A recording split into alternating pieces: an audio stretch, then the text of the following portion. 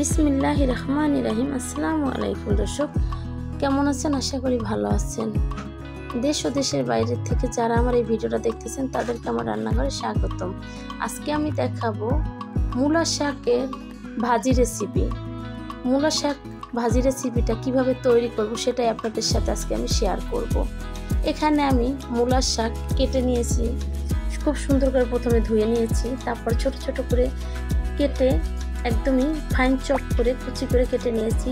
নিচে যে একটু করে মূলার অংশ থাকে নরম, সেই মূলার অংশটাও আমি নিয়ে নিয়েছি। তো সেটাকেও খুব ফাইন করে চপ করে নিয়েছি।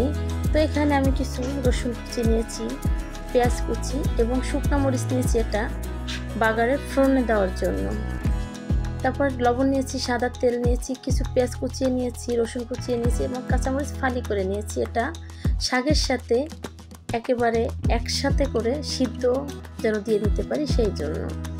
তো কিভাবে আমি পালং শাকটাকে আমার প্রসেসিংয়ে আমি করি সেটাই আপনাদের সাথে শেয়ার করব। আমি লবণ দিয়ে দিলাম, এখন মরিচ পেঁয়াজ কাটা যেটা রসুন সেটা আমি দিয়ে দেব। তারপরে একটু নেড়ে চেড়ে আমি ঢেকে দেব।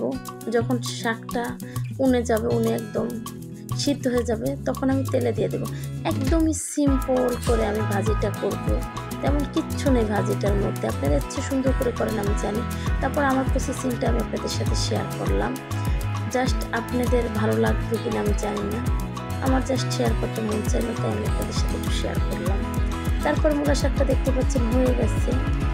এখন এই পর্যায়ে মূলা শাকটা আমি বেড়ে কড়াইটা আবার নতুন করে ক্লিন করে চুলায় বসিয়ে দিলাম, তেল দিয়ে দিলাম।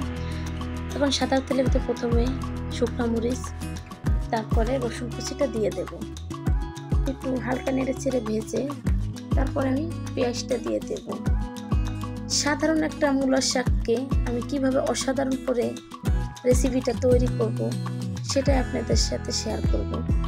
যারা এখন তৈরি বাসায় মূলা শাক আনতে ভয় পান, তিতকুড়ি লাগবে বা একটু শক্ত শক্ত ছোলা ছোলা একটা ভাব আসে, খেতে ভালো লাগে না, অবশ্যই তারা বাসায় একবার হলে এইভাবে করে ট্রাই করে খেয়ে দেখবেন, ইনশাল্লাহ ভালো লাগবে।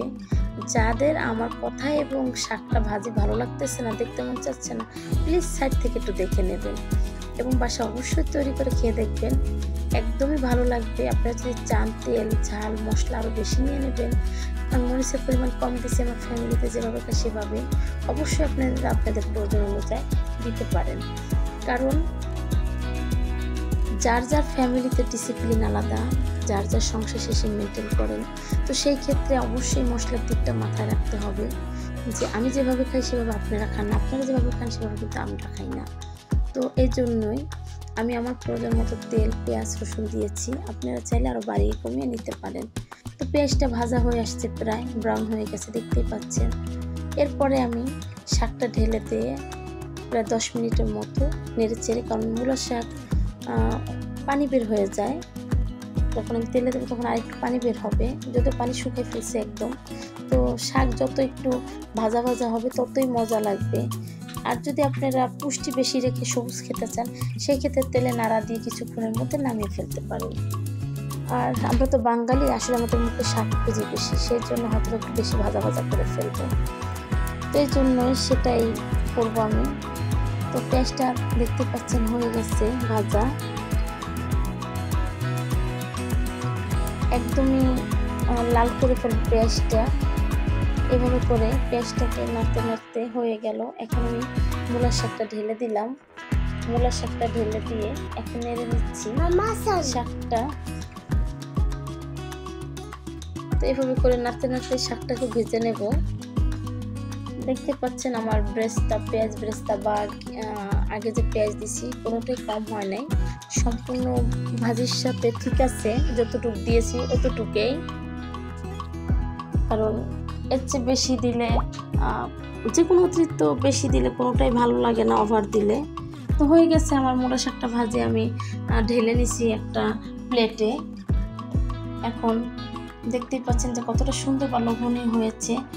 আমার রেসিপিটা যদি ভালো লেগে থাকে অবশ্যই লাইক কমেন্ট শেয়ার করবেন, সাবস্ক্রাইব করে দিয়ে আমার পাশে থাকবেন। যে সমস্ত বন্ধুরা এখনই লাইক দিয়ে ভিডিওটা দেখা শুরু করেন অবশ্যই লাইক দিয়ে দেবেন। যারা ফেসবুক থেকে দেখতেছেন তারা ফলো দিয়ে রাখবেন। আজকের রেসিপি এই পর্যন্ত, ভালো থাকবেন সুস্থ থাকবেন, আশপাশে মানুষকে ভালো রাখবেন।